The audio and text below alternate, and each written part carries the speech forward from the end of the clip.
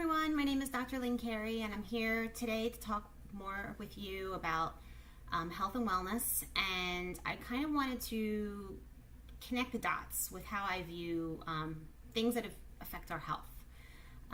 So anything from how our lifestyle, how our health is affected by our wealth, how our mindset, the people around us. So I'm going to kind of share part of my story and connect it with another story, and so maybe people can start seeing how intricate our lives start to affect our health and wellness. And it's to empower you so you can start to untangle all the things that are really affecting you in life. If you start to become aware of it, then you can start to have more ease and flow in your life and maybe connect the dots a little bit more. And this is kind of the frustration that I felt as a chiropractor, because people would come into me with a symptom. They really wanted an adjustment. And I saw all these other things going on that they needed to address that they were clueless about. So for instance, when I was growing up, I felt very depressed, very stressed as a kid. I hated school. I felt immense amount of pressure to get perfect grades and to really be successful, because that's what I told, I was supposed to do. I was a very, did what I was told, even though I might have disagreed with it, but I wanted to do the right thing. I wanted to get good grades. I wanted to succeed. And that's because that's what I thought it took to succeed.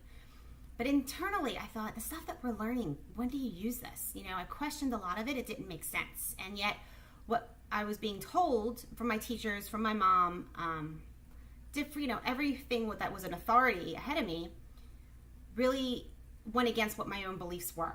And what happened is the stress that I felt and the anxiety that I felt and the depression that I felt was so immense that it started to come out physically. And that's why my spine started to go in two different directions. I truly believe that now, looking back 20 years later. So my spine is an S-shaped, and the top part curves one way and the bottom part curves this way. And that's exactly what was happening in my life. I was being pulled in two directions, my own inner voice and what society and my authority figures were telling me.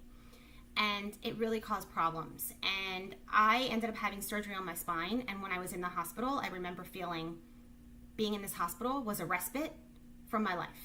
I thought, well, this is better than everyday life. At least I don't, I get to have a break from school, even though it was summertime. But I just remember I didn't have to work. I used to have a part-time job after school.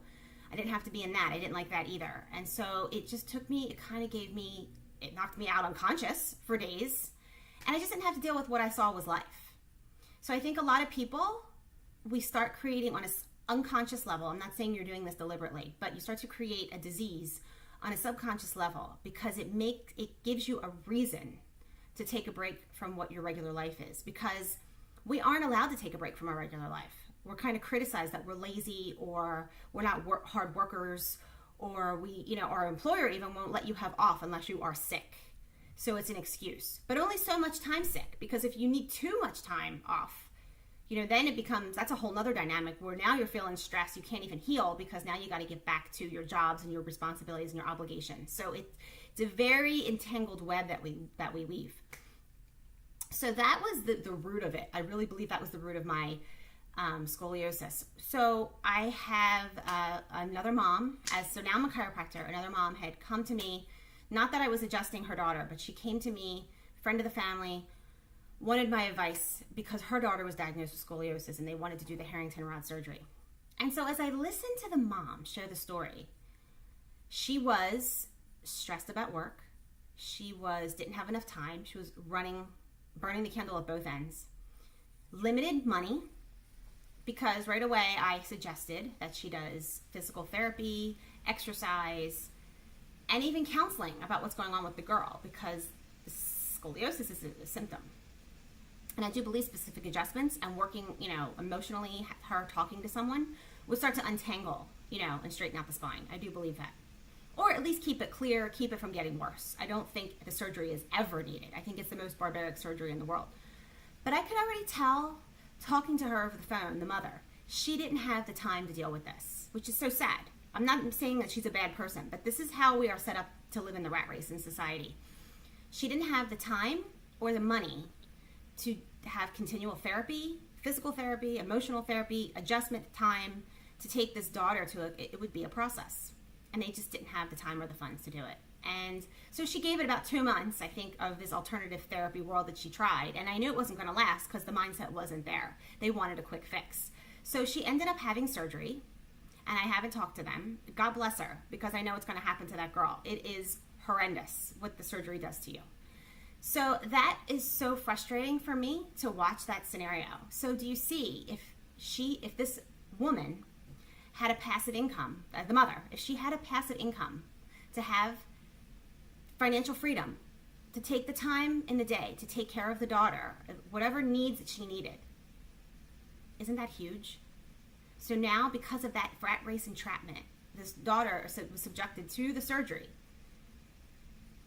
And I just, it's there's so many things interconnected there. And I just hope that paints a picture of, so whatever the symptom is, whatever the disease is, whatever is going on in your life, can you maybe go back and connect the dots? Go back to that little voice inside of you to really acknowledge what is the root cause. It could be, the root cause is A and you're already at letter M. There's all these little steps that you have been led astray, not listening, things are off in your life until you get to the middle of the alphabet, right? Or all the way to Z and be like, now you hit a brick wall, now you're in trouble, now it's a real crisis that you're in. But there was all these little whispers in your life from A to B that this is off, this is off, this is off, and you're not addressing it, and you get to the point where now you're in crisis mode or disease mode. But you have to untangle all those pieces and examine your mindset, examine your fears, examine how your money's flowing, examine how your body's responding to your lifestyle. You have to listen and play detective. That's why it's so intricate when people say, oh, you're a healthcare provider, now I'm helping people build wealth and a lifestyle. Because if you don't have financial freedom, if you don't have a lifestyle that you enjoy, if you don't have passions or a purpose in your life, it comes out in your health. You can never have ultimate health and well-being. It all works together. So, food for thought today. If you have any questions or comments, please leave them below. If you like this, please like and subscribe to my channel, and I will see you in the next video.